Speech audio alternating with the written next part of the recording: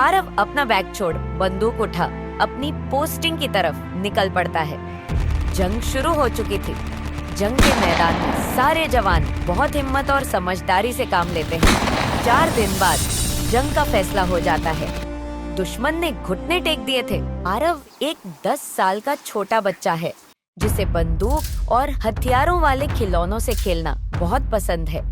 आज आरव स्कूल से आकर अपनी बंदूक से अपने दोस्तों के साथ जंग का मैदान का खेल खेल रहा था, जिसमें वह एक फौजी बना है जो अपने देश की रक्षा करता है।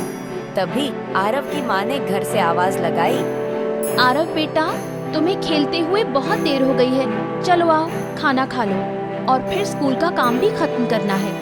हाँ, अभी आया माँ। आरव माँ को आने का कहकर फिर से खेल में लग जाता है।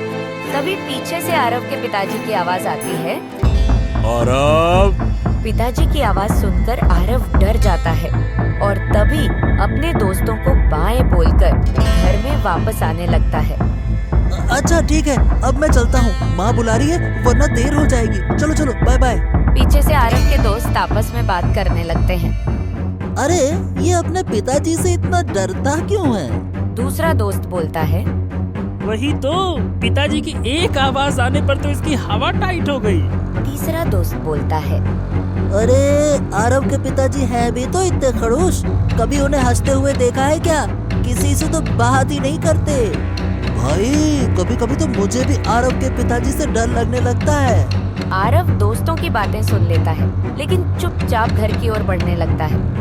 लेकिन उसके पिताजी का यह सख्त और हमेशा चुप रहने वाला स्वभाव उसके मन में कई सवाल पैदा करता था। इन्हीं सवालों के साथ आरव घर के अंदर घुसता है। पिताजी सामने कुर्सी पर बैठे थे।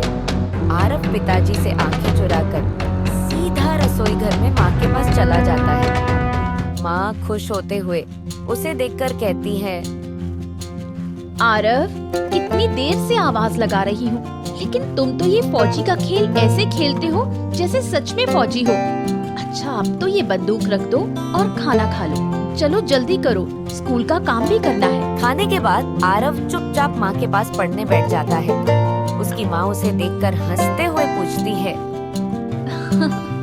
ये बंदूक और फौजी वाला खेल तुम्हें इतना पसंद क्यों है? क्या सोचते हो, बड़े होकर क्या बनोगे? आरव माँ की ओर देखता है। उसकी आंखों में एक चमक आ जाती है। आरव बड़े विश्वास के साथ जवाब देता है, माँ, मुझे सिर्फ ये खेल नहीं लगते, मैं बड़ा होकर सच में फौजी बनूंगा। जैसे फौजी देश की सेवा करते हैं, वैसे ही मैं भी अपने देश की सेवा करूंगा। आरव की बात सुनकर उसकी माँ चुप हो जाती है और उसकी आंखों में हल्की सी नमी आ जाती है। वह सोचती है कि कैसे उसके छोटे से बेटे के मन में इतना बड़ा सपना है। उसकी माँ का दिल भर आता है और वह धीमी आवाज में कहती है, बिल्कुल बेटा, तुम जो भी बनो, हमें तुम पर गर्व है। लेकिन ध्यान रखना कि तुम्हारा दिल और मन हमेशा साफ रहे और तुम्हें कभी भी अपने उद्देश्य से भटकना नहीं चाहिए। आरव की छोटी सी समझ में माँ की इतनी बड़ी बात नहीं आती, लेकिन फिर भी बड़े विश्वास के साथ आरव जवाब देता है, मैं ना आपको कभी भी निराश नहीं करूंगा माँ, मैं सचमुच का फौजी बनकर दिखाऊंगा। हाँ। यह बात सुनकर आरव की माँ उसे गले लगा लेती है। बाहर बैठे पिताजी के चेहरे पर भी यह बात सुनकर एक अजीब सा सुकून था। आरव अपना स्कूल का काम खत्म कर लेता है और शाम हो जाती है। रात को सोते वक्त आरव की माँ आरव को सुला रही होती है। माँ, तुम मुझसे कितना प्यार करती हो? इतना सारा जितना तुम सोच भी नहीं सकते, उससे कहीं ज्यादा। और पिताजी? वो भी तुमसे बहुत प्यार करते हैं। तुम झूठ बोलती हो, वो मुझे प्यार नहीं करते। मैंने ऐसा तुमसे कब कहा? मेरे सब दोस्त भी मुझे यही कहकर चिढ़ाते हैं कि मेरे पिताजी मुझसे प्यार नहीं करते और ना ही किसी और से बात करते हैं। ऐसा बिल्कुल भी नहीं है। तुम्हारे पिताजी तुमसे बहुत प्यार करते हैं और ये सब फालतू बातें अपने दिमाग से निकाल दो, ठीक है? और अब सो जाओ। इसी तरह दिन, महीने और साल बीत जाते हैं। वक्त गुजरता जाता है। आरव बड़ा हो गया था। एक दिन घर में सफाई चल रही थी। आरव माँ के साथ काम में हाथ बटा रहा था। तभी आरव के हाथ एक पुरानी डायरी लगती है।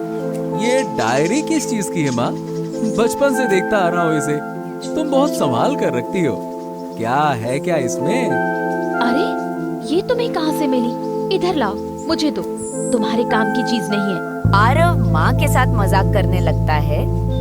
अच्छा अच्छा अच्छा अच्छा, देता हूँ, लेकिन इसमें देखने तो दो है क्या। रुक जाओ रुक जाओ। नहीं, तुम मुझे ये वापस दो। अरे माँ, अब मैं बड़ा हो गया हूँ, देखने तो दो इसमें क्या है। आरव डायरी खोलता है।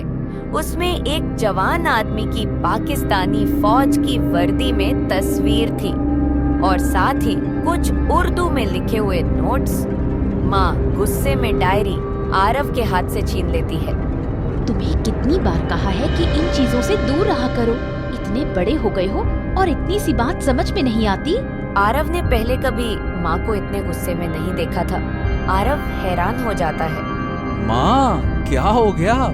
मैं तो मजाक कर रहा था, तुम इतना गुस्सा क्यों हो रही हो? और ये तस्वीर किसकी है? ये पिताजी है ना? माँ गुस्से में। खबरदार, अगर अपने मुंह से एक लफ्ज भी निकाला तो कोई नहीं है ये। आज के बाद इस बारे में कभी मुझसे कोई सवाल मत करना। लेकिन माँ। आरव चुप हो जाता है, लेकिन उसके अंदर वह सवाल हमेशा चलता रहता है। धीरे धीरे समय बीतता जाता है। आरव फौजी एकेडमी में भर्ती हो गया था। आरव अब अपनी मंजिल के करीब था। उसकी आंखों में अब भी वही सपना पल रहा था, लेकिन अब वह सपना सिर्फ ख्वाब नहीं, एक मिशन बन चुका था। आरव हर पल बस उस समय का इंतजार करता जिस वक्त वह फौज की वर्दी पहन सच में फौजी बन सके। उसने फौज की ट्रेनिंग भी पूरी कर ली और अब आरव सचमुच में एक फौजी बन गया था। आरव की पोस्टिंग जम्मू कश्मीर के इलाके में हुई थी। आरव के माँ बाप बेटे की सफलता पर खुश थे, लेकिन आरव की माँ अपने बेटे के दूर जाने के दुख में थोड़ी परेशान थी। बेटा, तुम हमें छोड़कर इतनी दूर जा रहे हो। मैं तुम्हें बहुत याद करूंगी। माँ की आंखों में आंसू थे, लेकिन पिताजी आज भी वैसे ही शांत खड़े थे। मैं कौन सा हमेशा के लिए जा रहा हूँ माँ, छुट्टियों में वापस आऊंगा ना। माँ की ममता देख आरव का भी गला भर आता है, लेकिन अपने आप को काबू में कर माँ को आरव हौसला देते हुए कहता है। बस माँ बस, अब मुझे भी रुलाओगी क्या? अब मैं फौजी बन गया हूँ और फौजी रोते हुए अच्छे नहीं लगते। चुप हो जाओ चुप हो जाओ, बस बस बस बस बस। माँ अपने आंसू पोंछते हुए हंसती है। जानती हूँ बड़ा हो गया है, अब तुझे माँ की याद नहीं आएगी, लेकिन मेरी बात हमेशा याद रखना। अब इस देश की सेवा करना तुम्हारा कर्तव्य है। कुछ भी हो जाए, तुम अपने इस फर्ज से कभी पीछे नहीं हटोगे। कैसी बातें करती हो माँ? मैं तुम्हें और अपने फर्ज को कभी नहीं भूलूंगा। मैं तुम्हें वादा करता हूँ कि अपना हर काम ईमानदारी से करूंगा। माँ और पिताजी दोनों आरव को स्टेशन छोड़ने आते हैं। ट्रेन चलने से पहले आरव माँ और बाबूजी के पांव छूता है और आशीर्वाद लेता है। तभी आरव के पिताजी कंधे पर हाथ रखते हुए कहते हैं। बेटा, मुझे तुम पर गर्व है। मैंने तुम्हारी कभी तारीफ नहीं की, लेकिन आज तुमने मेरा सर गर्व से ऊंचा कर दिया। मैंने जो काम खत्म किया था, तुम वहीं से शुरू करने जा रहे हो। शाबाश बेटे, शाबाश। आरव चौंक जाता है। पिताजी ने कभी उससे ऐसे बात नहीं की थी। उसे पिताजी की कही बात का ज्यादा मतलब समझ नहीं आता, लेकिन पहली बार पिता के चेहरे पर अपने लिए गर्व देख वह बहुत खुश था। उसे ऐसा लग रहा था जैसे बचपन की सारी शिकायतें उस एक पल में खो गई। आशीर्वाद लेकर आरव ट्रेन पर चढ़ जाता है। ट्रेन चल पड़ी और आरव की जिंदगी का नया सफर शुरू हो जाता है। आरव की पोस्टिंग कश्मीर के एक संवेदनशील इलाके में हुई। वहाँ हर दिन खतरे से खेलना पड़ता था, लेकिन आरव हर ऑपरेशन में सबसे आगे रहता। साथी ऑफिसर कहते, तू हमेशा आगे क्यों रहता है आरव? वह मुस्कुराकर बस इतना कहता, क्योंकि मेरी माँ ने कहा था कर्तव्य सबसे ऊपर है। अपनी वर्दी की जेब में आरव अपने साथ माँ की तस्वीर रखता और दिमाग में हमेशा माँ की दी हुई सीख। हर मिशन से पहले उसे देखता और माँ की सिखाई हुई बातें याद कर चुपचाप प्रार्थना करता। मुझे इतना मजबूत बनाना माँ कि मैं कभी भी पीछे ना हटूं। एक दिन जब ड्यूटी के दौरान आरव को उसके बेस कैंप से बुलाया जाता है, आरव के नाम की एक चिट्ठी आई थी। साथ ही फौजी आरव को बताता है। तुम्हारे घर से चिट्ठी आई है आरव? आरव चिट्ठी पढ़ता है। चिट्ठी में उसके पिताजी ने लिखा था, तुम्हारी माँ की तबीयत बहुत नाजुक है, जितनी जल्दी हो सके घर लौट आओ। उसकी आंखें नम हो जाती हैं। क्या बात है आरव, घर पर सब ठीक तो है ना? तुम्हारी आंखों में ये आंसू कैसे? बताओ क्या बात है? माँ की तबीयत बहुत खराब है, मुझे जल्द से जल्द घर पहुँचने के लिए कहा गया है। कोई बात नहीं आरव, सब ठीक हो जाएगा। तुम चिंता मत करो, कूल हो जाओ, कूल कूल। आरव, तुम ऐसा करो कि जल्दी से जल्दी अपनी छुट्टी के लिए अर्जी डाल दो। उसने छुट्टी के लिए अर्जी डाल दी थी। सारी रात वह बेचैन रहता है, लेकिन यह सब इतनी जल्दी होने वाला नहीं था। लेकिन सीनियर्स ने हालत समझते हुए तुरंत ही आरव की छुट्टी पास कर दी थी। रात को सोने से पहले आरव मन ही मन बात करता है।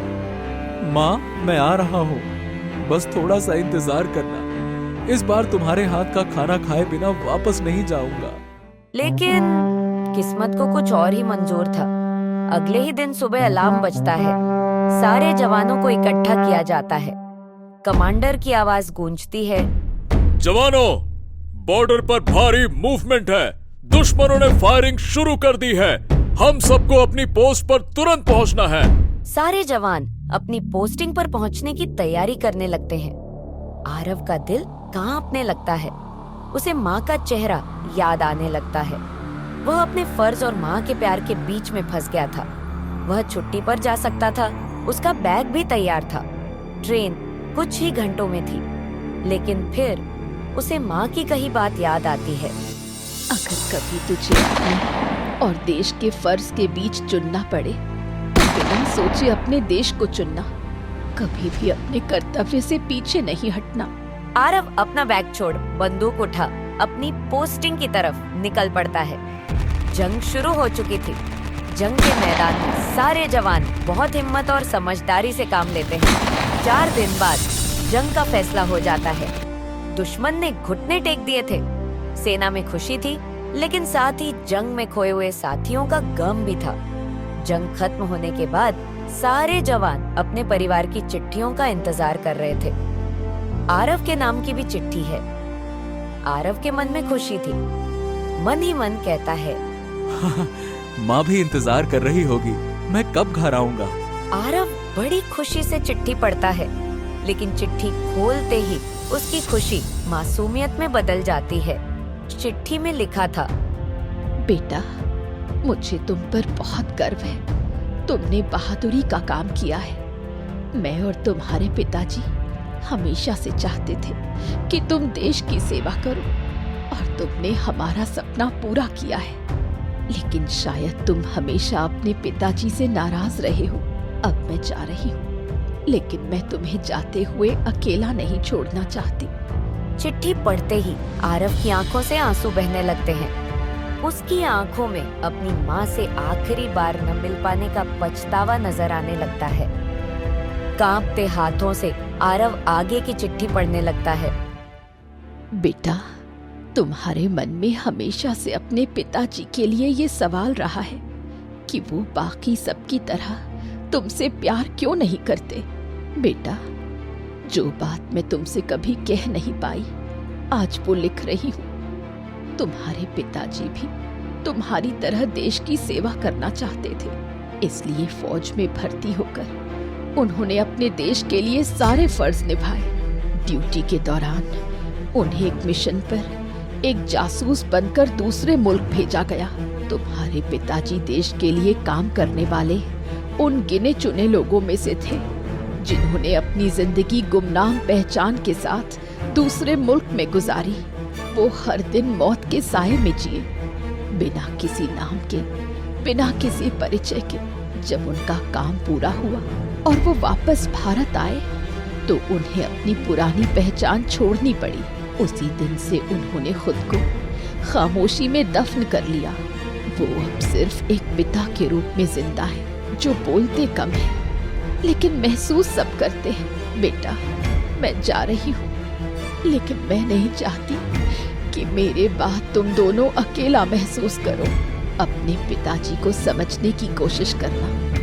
उनका गम, उनकी तन्हाई, उनकी खामोशी सब उनके फर्ज के बोझ का हिस्सा है।